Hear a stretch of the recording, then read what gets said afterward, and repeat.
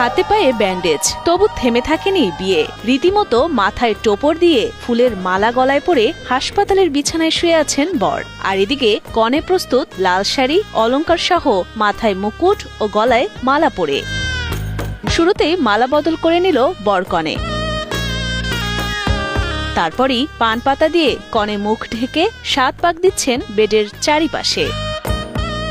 এরপর বিয়ের সব রীতিনীতি মেনে কনের সিঁথিতে সিঁদুর পরিয়ে সারা জীবনের জন্য আপন করে নিল বর।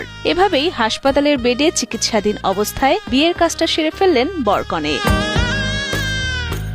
বরকনের পরিবার ও স্বজনদের উদ্যোগে ব্যতিক্রমী এই বিয়ে হয় মানিকগঞ্জের একটি বেসরকারি হাসপাতালে। শরীরের ব্যথা যন্ত্রণা ভুলে হাসপাতালে কাটানোর সময় হয়ে উঠল নতুন দম্পতির জীবনের সবচেয়ে স্মরণীয় দিন। জানা গেছে, চিকিৎসাধীন বর আনন্দ সাহা মানিকগঞ্জের সদর উপজেলার বাসিন্দা এবং কনে অমৃতা সরকারের বাড়ি একই জেলার ঘিওর উপজেলার বানিয়াচুরি গ্রামে। তাদের বিয়ের দিন তারিখ ঠিক ছিল আগে থেকেই, কিন্তু সড়ক দুর্ঘটনায় গুরুতর আহত হওয়ায় হাসপাতালে 2 সপ্তাহ ধরে চিকিৎসা নিচ্ছেন আনন্দ সাহা। তবে বিয়ের দিনক্ষণ যাতে না পেছোয় এবং লগ্ন ঠিক রাখতেই উভয় পরিবারের সম্মতিতে এবং হাসপাতাল কর্তৃপক্ষের অনুমতি নিয়ে 4 সেপ্টেম্বর বৃহস্পতিবার রাতে হাসপাতালের একটি কক্ষে তাদের বিয়ে অনুষ্ঠিত হয়। উপস্থিত সকলেই শুভেচ্ছা জানান নবদম্পতিকে। গত 26 আগস্ট তিনি আমাদের হাসপাতালে সড়ক দুর্ঘটনাজনিত কারণে ভর্তি হয় এবং তার 2 হাতের হাড় এবং পায়ের হাড় ক্ষতিগ্রস্ত হয়। প্রথমে তিনি আশঙ্কাজনক অবস্থায় ছিলেন, পরবর্তীতে তার অবস্থার উন্নতি হয়।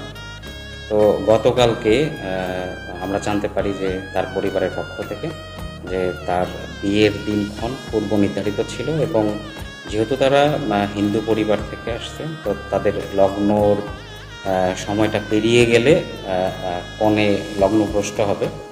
তো পেশেন্ট পার্টির পক্ষ থেকে আমাদেরকে একটা আবেদন করা হয় যে আমাদের কাছে যে আমরা যদি হাসপাতালে বিয়ের অনুমতিটা দিই তাহলে তারা লগ্নভ্রষ্ট হবে না। তিনি যেসব কনসালটেন্টদের আন্ডারে চিকিৎসা নিচ্ছেন তাদের সঙ্গে আমরা পরামর্শ করি যে এখন সে যদি সামান্য মুভ করে তাহলে তার কোনো ক্ষতি হবে কিনা। তো তারা আমাদেরকে জানায় যে এখন সে সামান্য মুভ করলে ক্ষতি হবে না। এরপরে আমরা সিদ্ধান্তটা নিই, ঠিক আছে আমরা তার বিয়ের আয়োজনটা হাসপাতালে করতে পারি। এবং আমরা প্রথমে তারা বলেছিল যে কেবিন ইউনিটে যেন তাদের বিয়ের অনুষ্ঠানটা হয়। পরে আমরা নিজেরা বসে আলোচনা করে আমাদের হসপিটালে যেহেতু কিছু কিছু অংশ এখন আছে যেটা এখনও ব্যবহার করা হচ্ছে না, ওই একটা আইসোলেটেড অংশে আমরা আমাদের হসপিটালের যেসব ফার্নিচার আছে সেগুলো দিয়ে আমরা সাজিয়ে দিই এবং গতকাল 9টার সময় তাদের বিয়েটা সুন্দরভাবে সম্পন্ন হয়।